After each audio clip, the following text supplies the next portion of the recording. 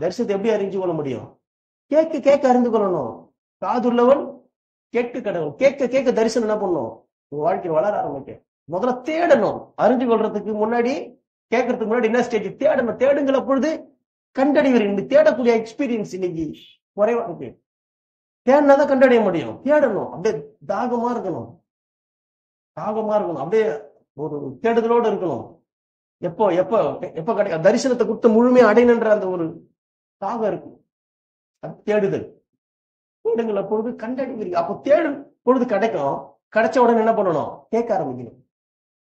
அதை பார்த்த உடனே, அதை கண்டுபிடிச்ச உடனே என்ன பண்ணணும்? அதை கேட்க ஆரம்பிக்கணும். கேட்டு அடுத்தது பேசக்கூடிய ஸ்டேஜ் தான் நம்ம ஸ்டேஜ். நம்ம தேடி கேட்டு பேசி நம்ம இருக்கக்கூடிய ஸ்டேஜ்ல ஆண்டவர் கிரியை செய்வார். அல்லேலூயா. ஆனா இன்னைக்கு என்ன அப்படின்னா, தரிசனத்தை முழுமையாய் கூட பேசக்கூடிய இடத்துல என்ன அப்படின்னா, இன்னைக்கு இல்ல. இப்படியோ தரிசனத்தை முழுமையா கேட்கக்கூடிய இடத்துல, பேசக்கூடிய இடத்துல, கண்டுபிடிக்கக்கூடிய இடத்துல இன்னைக்கு கிறிஸ்டியானிட்டி இன்னைக்கு இல்லை. இது மிகப்பெரிய ஒரு வருத்தம். அதாவது தரிசனத்தை இன்னைக்கு பேசினா போதும். கம்ப்ளீட்டா நீங்க எதுவுமே செய்ய வேணாம். தரிசனத்தை நீங்க கம்ப்ளீட்டா பேசினா போதும். ஏன்னா நீங்க பேசக்கூடிய வார்த்தை அவ்வளவு பவர்ஃபுல்லு. அது இயேசு நீங்க பேசுறீங்க. இயேசு நாமத்தை நீங்க பேசுறீங்க. பேசும்பொழுது என்ன பண்ணும்? அது உருவாகும். அல்லேலூயா. இன்னைக்கு தரிசனத்தை நம்ம பேசணும், தியானிக்கணும். அதான் இந்த இடத்துல சொல்லப்படுது. அழகா சொல்லப்பட்டிருக்கு. ரொம்ப பவுல் ரொம்ப பிரமாதமா சொல்லியிருக்கிறாரு. அன்பை பத்தி கிளீனா சொல்லியிருக்கு. இந்த 13வது 1 கொரிந்தியர் 13வது அதிகாரத்தை நம்ம தெளிவா படிச்சோம்னா ஈஸியா நமக்கு தரிசனம் புரிய ஆரம்பிக்கும். ஒரு தரிசனம் என்னன்னு சொல்றாரு, எது தரிசனம் இல்லைன்னு சொல்றாரு, நீ எந்த ஸ்டேஜ்ல இருக்கிற பரவாயில்ல, அந்த ஸ்டேஜ்ல இருந்து நீ நடந்து வந்துடலான்றதே சொல்றாரு. நல்லா புரிஞ்சுங்க. அன்புதான் பிரதானம். தரிசனம் சொன்னா என்னன்னா, அன்பை மையமாய் கொண்டது. அன்பு என்று சொன்னா நம்ம நினைக்கிற மாம்ச அன்பு கிடையாது. அது ஜென்ம சுபாவம். ஜென்ம சுபாவத்திலிருந்து வரக்கூடிய எதுவா இருந்தாலும் அது தேவனுக்கு அடுத்த காரியம் கிடையாது. அதனால இயேசு சொன்னாரு, ஸ்திரீயே என்ன சொன்னாரு? என் வரவில்லை என்றார் ஒரு இடத்துல. இன்னொரு இடத்துல என்ன சொல்றாரு?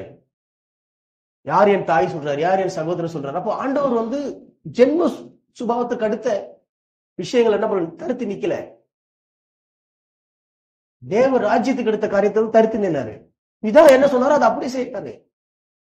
பிதா என்ன சொன்னாரோ அதை அப்படி செய்வாரு. பிதா விஷயத்தை அப்படி செய்வாரு. அதை உயிரை போல நேசிப்பாரு. பேதுரு ஒரு இடத்துல எழும்பும்பொழுது என்ன சொல்றாரு? எனக்கு பின்னாக போ சாத்தான் என்பார்.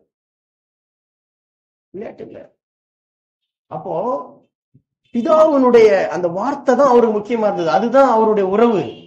அதுதான் அவருடைய மெய்யான வாழ்க்கை. அது எதை காமிக்குதுன்னா, நீங்களும் நானும் அப்படி வாழ என்பதை காமிக்குது. அல்லேலூயா. அப்ப இந்த இடத்துல அன்பு மென்ஷன் பண்றாரு அப்படின்னா, அன்பு என்பது என்ன? அன்புதான் கிறிஸ்டியானிட்டியில முக்கியமானது. எதுல அன்பு இல்லைன்றது சொல்றாரு. அது மேல பாத்தீங்கன்னா, மலையை பெயர்க்கத்தக்க விசுவாசம்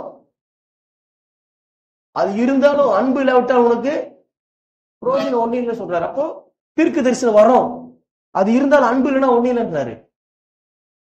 வரங்களை விசுவாசத்தை என்ன பண்றாரு? அந்த இடத்துல கம்பேர் பண்றது. வரங்களையும் விசுவாசத்தை என்ன பண்றோம்னா அந்த இடத்துல ஆண்டவர் தான் பண்றாரு, கம்பேர் பண்றாரு. கம்பேர் பண்ணி வரம் என்பது தரிசனத்தினுடைய முழுமை கிடையாது. வரத்தை பிடிச்சிக்கிட்டு நீ தரிசனம் நிறைவேற்றி நிக்காத, திருப்தி அடைஞ்சிடாதன்றத சொல்ற அந்த இடத்துல. விசுவாசத்தையும் தீர்க்க தரிசனத்தையும் வரங்களையும் பிடித்துக் கொண்டு இது தரிசனம் என்று நம்பிவிடாதே. அன்புதான் தரிசனம் சொல்றாரு. நம்முடைய டெஸ்டினேஷன் அன்பு, நம்முடைய டார்கெட் அன்பு, நம்முடைய கோல் அன்பு என்ற இடத்துல என்ன சொல்றாரு? அப்போஸ்தலனாகிய பவுல் சுட்டிக்கிற ஒரு அருமையான விஷயம். அடுத்தது என்ன சொல்றாரு? முதல்ல அன்புன்னு சொல்லிட்டாரு. அடுத்தது விசுவாசமும் தீர்க்க தரிசனம் வரங்களும் அது முடிவல்ல, அது டெஸ்டினேஷன் கிடையாது. அது அன்பு இல்லாம கூட என்ன பண்ண முடியும்? அன்பு ரீச் பண்ணாம கூட அதோட நின்று முடியும். அதோட நிக்காதுன்றாரு. அதோட நின்று திருப்தி அடைஞ்சிடாது. இதெல்லாம் போகக்கூடிய வழி. விசுவாசம் என்பது அன்பை அடையக்கூடிய ஒரு வழி. நான் சொன்னேன் இல்லையா, கிறிஸ்டியானிட்டி என்பது அன்பில் தொடங்கி அன்பில் முடியும். அதனாலதான் இயேசு என்ன பண்ணாரு? அன்பாக வந்தாரு.